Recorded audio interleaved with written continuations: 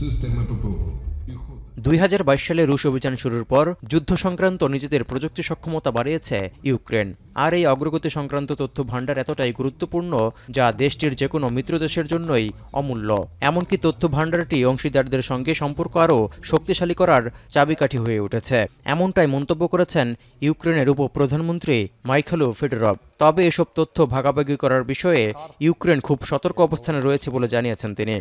Бути і організувати правильно процес. Я б вже підняв це питання також на геополітичний рівень, тому що ми маємо таку дату, такі дані, які є безцінними для будь-якої країни. Тому на сьогоднішній момент ми формуємо політику, і я думаю, що যুদ্ধক্ষেত্রে রুশ বাহিনীকে প্রযুক্তিগতভাবে মোকাবিলায় ইউক্রেনের কাছে গুরুত্বপূর্ণ হয়ে উঠেছে চালকবিহীন স্থলযান ইউএভি এবং ড্রোন। এমনকি মস্কোর লক্ষ্যবস্তু ধ্বংস করতে ৮০ থেকে ৯০% ড্রোনের ব্যবহার করছে কিয়েভ। এছাড়া লড়াইয়ের ময়দানে থাকা সেনাদের কাছে গোলাবারুদ সহ অন্যান্য যুদ্ধ রসদ পৌঁছে দিতে কাজে লাগানো হচ্ছে কয়েক হাজার চালকবিহীন স্থলযান, যা 2024 সালের তুলনায় অনেক বেশি। Ну, зараз там, до 10-15 кілометрів вже там, практично неможливо знаходитися десь в відкритому, там, 10 кілометрів взагалі, там, до 15 ще. প্রযুক্তির কল্যাণে লড়াই এগিয়ে নিতে প্রয়োজনীয়তা বেড়েছে স্যাটেলাইট ইন্টারনেট ডিভাইসের। যুক্ত করা হচ্ছে ইলন মাস্কের স্টারলিং নেটওয়ার্ক ডিভাইস, যা এখন ফ্রন্টলাইনের যোদ্ধাদের সঙ্গে যোগাযোগের হাতিয়ার হয়ে উঠেছে।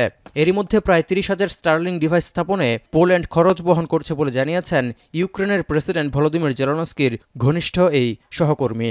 Тому для нас дуже важливо, щоб цей проект продовжився. Ми комунікуємо з колегами. Я впевнений, що все буде добре. Росіяни збільшили рейндж дронів на оптоволокні, ми також збільшуємо, а вони почали використовувати там FPV з більшої рами, які також літають вже там на більшу дистанцію.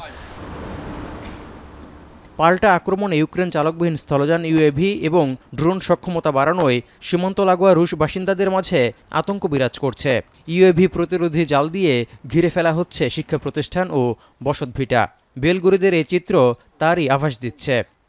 Мы очень благодарны, что ее устанавливают. Это прежде всего безопасность наших деток, наших родителей, сотрудников детского сада. Установка сейчас происходит по всему периметру детского сада. Относимся мы к этой...